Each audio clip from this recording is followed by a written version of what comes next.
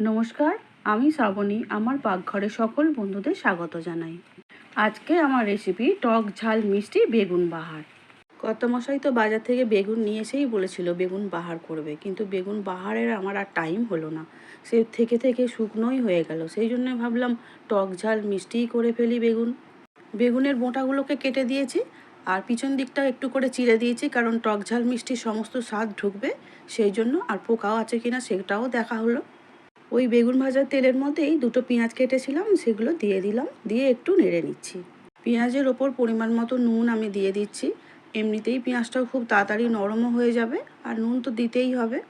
এবারে 1 চামচ আদা রসুন বাটা, 1 চামচ হলুদ আর 1 চামচ লঙ্কা গুঁড়ো দিলাম, দিয়ে খুব ভালো করে আবারও মিশিয়ে নিয়ে কষে নিচ্ছি।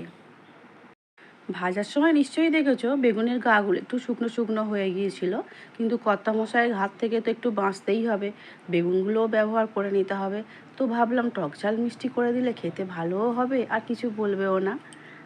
এখন আমি পরিমাণ মতো জল দিলাম, দিয়ে একটু ভালো করে নেড়ে চেড়ে নিলাম, আর স্বাদ মতো একটু চিনি দিলাম, টক হবে তো একটু ব্যালেন্স করার জন্য। এবারে বেগুনগুলো তুলে দিচ্ছি। বেগুনগুলো ঝোলের মধ্যে দেয়া হয়ে গেছে। এবারে আমি খুব ভালো করে একটু নেড়ে নিচ্ছি, তারপরে চাপা দিয়ে 2-3 মিনিটের জন্য আমি একটু ভালো করে সিদ্ধ করে নেব। ভাজার সময় এমনিতেই সিদ্ধ হয়েই আছে। 2 মিনিট পর ঢাকা খুলে আমি আবারও একটু নাড়াচাড়া করে নিচ্ছি।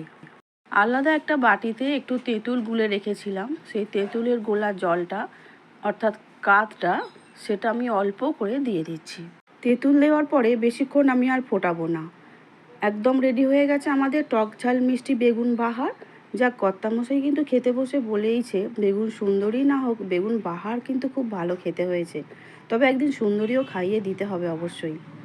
এইভাবে বেগুন রান্না করলে কিন্তু খুব ভালোই লাগে খেতে, আর সবচেয়ে বড় কথা, মুখের মধ্যে খাওয়ার সময় দারুণ লাগে। টক টক ঝাল ঝাল মিষ্টি মিষ্টি তো ভালোই লাগে।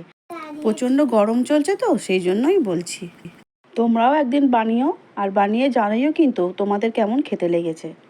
আমার রান্না ভালো লাগলে আমার চ্যানেলটিকে সাবস্ক্রাইব করার অনুরোধ রইল, আর যারা ফেসবুক পেজ থেকে দেখছো পেজটিকে ফলো করার অনুরোধ রইল।